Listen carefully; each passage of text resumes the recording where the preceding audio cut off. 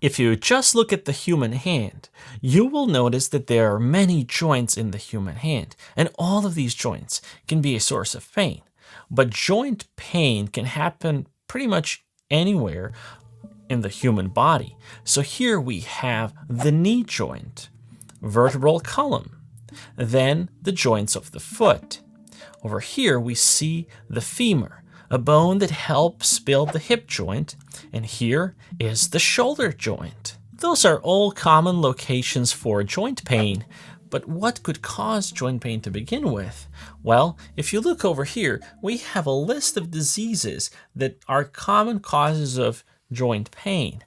Let's talk about these diseases, and then at the end, let's talk about dangerous signs and symptoms that should never be ignored when it comes to joint pain. In this video about joint pain, we will explain how to recognize these conditions. But this video, with all of these illustrations and drawings, was created using anatomsky.com. So if you're a medical student or a doctor and you want to make a similar video, then you can use that website. The first group of conditions I want to talk about are inflammatory in their nature. It means that inflammation in these conditions is the source of joint pain. Before we explain how to recognize each one of these conditions, it's important to say that psoriatic arthritis, reactive arthritis, and ankylosing spondylitis can be distinguished from rheumatoid arthritis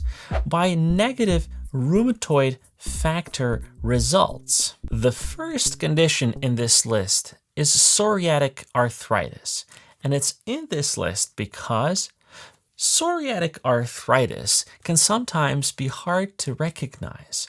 It can cause arthritis without other symptoms of psoriasis. So patients with joint pain might not be aware that they also suffer from psoriasis.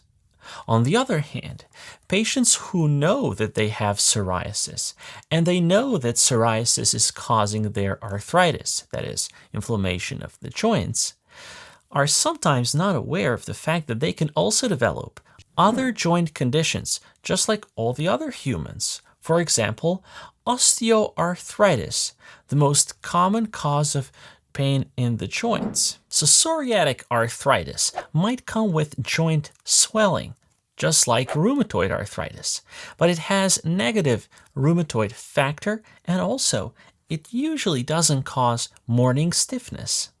So how do we recognize psoriatic arthritis?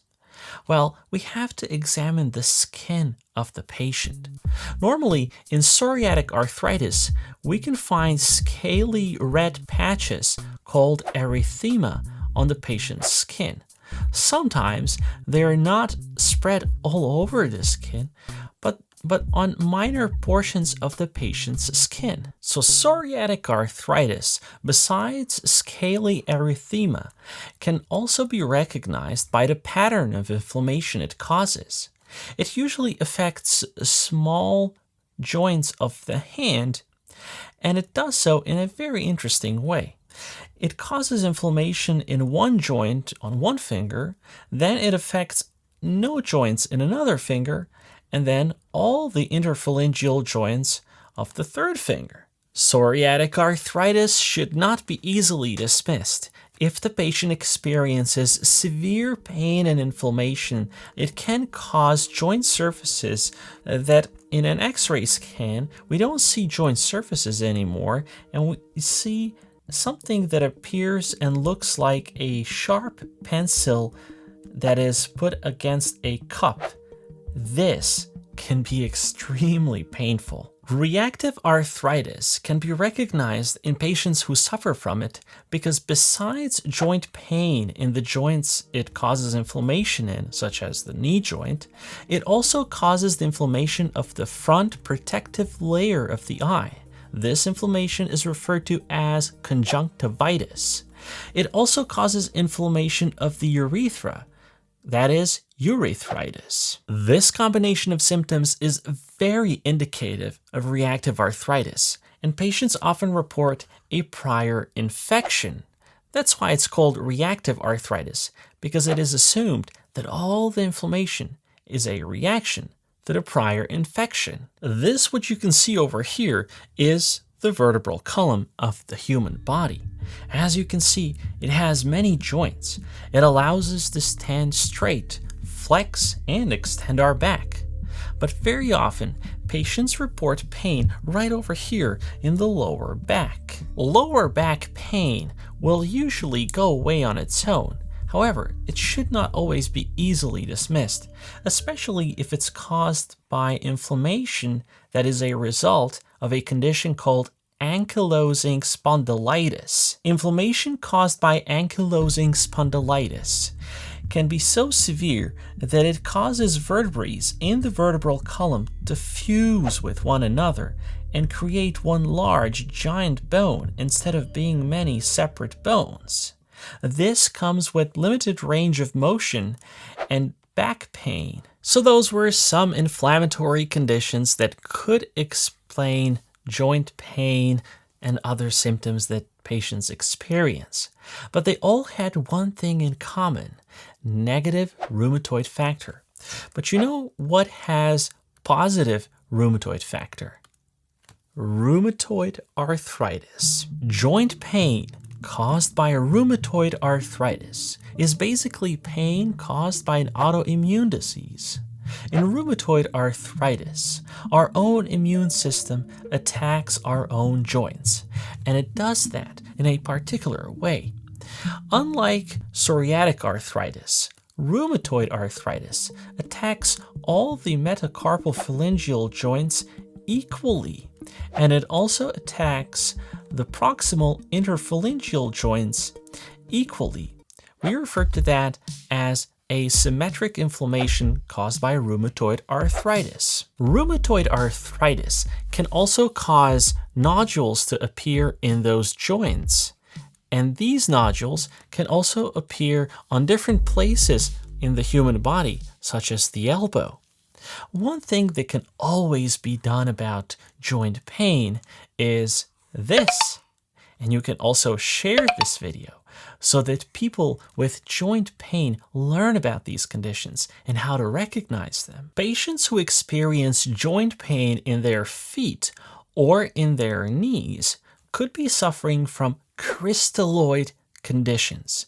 Crystalloid conditions are basically conditions that are caused by deposits of different crystals in the joints. We refer to crystalloid conditions when we talk about gout and pseudogout. In pseudogout, calcium crystals are deposited in joints in a process called chondrocalcinosis. This destroys the surface of the cartilage tissue in the joint, and therefore this can be extremely painful. The cartilage is neither elastic nor smooth as it used to be. In gout, there is an increase of uric acid in the blood. This can be caused by chronic kidney disease or some other conditions, and this results in deposits of urate crystals in the big toe. This can be extremely painful as well. And last but not least, osteoarthritis, the most common cause of joint pain and dangerous signs to recognize with joint pain. Unlike all the other causes of joint pain I just explained, osteoarthritis does not have inflammation as its cause, but rather as its consequence.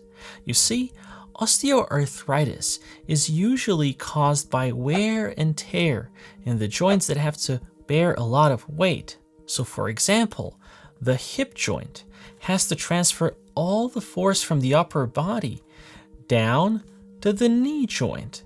And those two joints, the hip joint and the knee joint, are the most commonly affected joints by osteoarthritis. Dangerous signs to recognize with joint pain are fever and also redness in the joint that is spreading. This can also happen with swelling that is spreading and following the redness. The most important thing about joint pain is to recognize what is causing the joint pain and whether it's something dangerous.